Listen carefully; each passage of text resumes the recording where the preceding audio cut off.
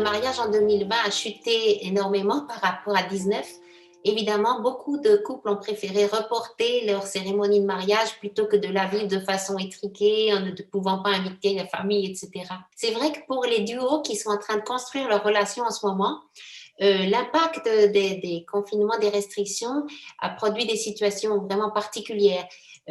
Bien que ce ne soit pas dramatique par rapport à d'autres situations terribles du Covid, c'est vrai que ces couples sont un peu en peine, un petit peu aussi déçus de ne pas pouvoir rester dans une euphorie, parce que la création d'un couple, c'est vraiment un moment euphorique par essence, et ça doit le rester. Donc, nous essayons quand même de pouvoir les encourager. C'est vrai que créer un couple peut être très spontané, très naturel. On a l'impression qu'on est un peu sur un petit nuage et que tout va bien. Mais nous sommes, en tant que conseillers conjugaux, aussi convaincus que c'est une période forte pour pouvoir vraiment aller au fond des choses et construire sur le roc, comme on dit dans l'Évangile, c'est-à-dire poser des fondations solides pour un couple. Et cela dès le départ. Ce n'est pas la peine d'attendre d'avoir des soucis de communication pour se poser la question de comment communiquer. Ou bien, ce n'est pas la peine d'avoir des soucis de perte de libido pour s'inquiéter de comment fonctionne la sexualité. Donc, nous sommes vraiment convaincus que pouvoir poser avec les couples dès le début des moments d'échange, des moments à deux, puisque nous privilégions beaucoup le dialogue à deux, et des moments aussi où on peut donner certains outils au couple, va leur permettre de développer ensuite un projet de couple plus solide, plus serein, et qui va pouvoir passer la transition, la barre de la désillusion assez facilement. Barre de la désillusion, c'est souvent au bout de à peu près 2 ans, que ce soit après la fondation d'un couple ou que ce soit après un mariage. C'est la période où finalement les défauts de l'autre commencent à apparaître plus gros que ses qualités. C'est aussi le moment où on a des frictions parce qu'il y a une certaine banalisation de la relation. On est moins sous le charme, on est moins dans l'émotion primitive. Et c'est à ce moment-là qu'il est important de pouvoir transformer l'amour instinctif, l'amour spontané, l'amour coup de foudre, en amour qui dure. Et un amour qui dure, il est fait de soins de la relation, d'attention à l'autre, de trouver le langage d'amour de l'autre et de pouvoir comme ça inventer une présence à l'autre qui soit toujours créative, toujours bienveillante et qui accepte aussi de rester à la fois dans une certaine réalisation par étapes et à la fois dans un renouvellement permanent parce que l'amour doit s'inventer tous les jours nouveaux. Qu'est-ce qui reste comme atout au mariage aujourd'hui? Quelques qualités qui donnent envie d'être marié plutôt que pas marié quand on veut être en couple. Les sondages montrent que malgré la situation difficile de la longévité du mariage et du nombre de divorces, la volonté, vraiment le désir premier qui est au cœur des plus jeunes est de faire un couple qui dure. Donc cette notion d'un amour qui dure, pour moi, est vraiment une notion qui est ancrée dans le besoin humain. Si on est heureux avec quelqu'un, on a envie que ça se prolonge.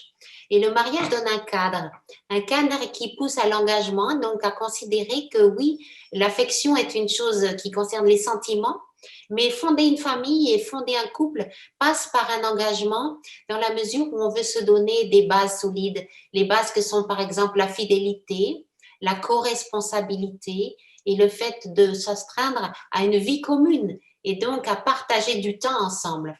Ces choses qu'on peut voir d'un point de vue strictement légal, presque comme une contrainte, mais qu'on peut voir aussi d'un point de vue plus philosophique, c'est-à-dire vivre en couple ensemble, c'est pas seulement partager les bons moments comme ça dans une espèce d'insouciance de l'adolescence, mais c'est au contraire prendre au sérieux sa vie d'adulte, les besoins d'un adulte, les projets d'un adulte, et simplement décider de les poser ensemble et de les construire ensemble. Donc, je pense que le mariage a de beaux jours devant lui et que c'est un engagement qui peut aider les couples à être profondément heureux.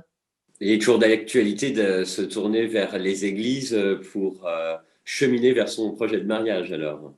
C'est Oui, pas passé de mode. non, on sait aujourd'hui qu'à peu près la moitié des mariages civils font l'objet ensuite d'une cérémonie religieuse dans les différentes communautés chrétiennes ou non chrétiennes. Je pense que cette alliance d'un mariage civil et d'un mariage religieux a quelque chose de très complémentaire. Dans l'Église protestante, d'ailleurs, on ne dit pas un mariage, on dit la bénédiction d'un couple à l'occasion de son mariage, parce que l'Église protestante reconnaît comme pleine et entière la responsabilité de l'État quant à cette union du mariage civil. Et donc, dans cette bénédiction du couple à l'occasion de son mariage, eh bien, il s'apporte justement une question supplémentaire, c'est la question de l'amour. La loi civile parle de fidélité, parle de responsabilité, parle du vivre ensemble, mais dans la compréhension chrétienne se rajoutent les notions de confiance, les notions de pardon, les notions d'alliance, les notions de soutien mutuel et les notions d'amour. Et je pense que les couples ont besoin de cela et que ça leur fait beaucoup de bien. Alors pour les couples qui ont franchi le pas depuis plusieurs années, qui vivent ensemble, toujours libres, toujours dans ce projet de persévérance dans l'amour, quel petit éclairage pour bien continuer sur ce chemin? La Saint-Valentin est l'occasion pour les couples qui sont unis depuis un moment de se redire leur amour d'une façon concrète ou par un dialogue amoureux, par une lettre, par toutes sortes de supports. Il s'agit de revivifier l'amour. Alors bien sûr, on n'a pas besoin de la Saint-Valentin pour se dire je t'aime tous les matins et on n'a pas besoin d'une démarche commerciale et de dépenser beaucoup d'argent pour prouver son amour. Mais disons que c'est une occasion comme une autre de se remettre en tête le fait que la relation conjugale est une relation qui demande à être nourrie. On ne peut pas se dire marié ou se dire en couple et s'asseoir dans son fauteuil et attendre que ça se passe. On ne peut pas estimer ou espérer qu'une relation va durer si on ne l'entretient pas. Donc, c'est comme une plante qu'il faut arroser. C'est une relation qui a besoin d'attention, de soins. Et un des soins, c'est de passer du temps ensemble.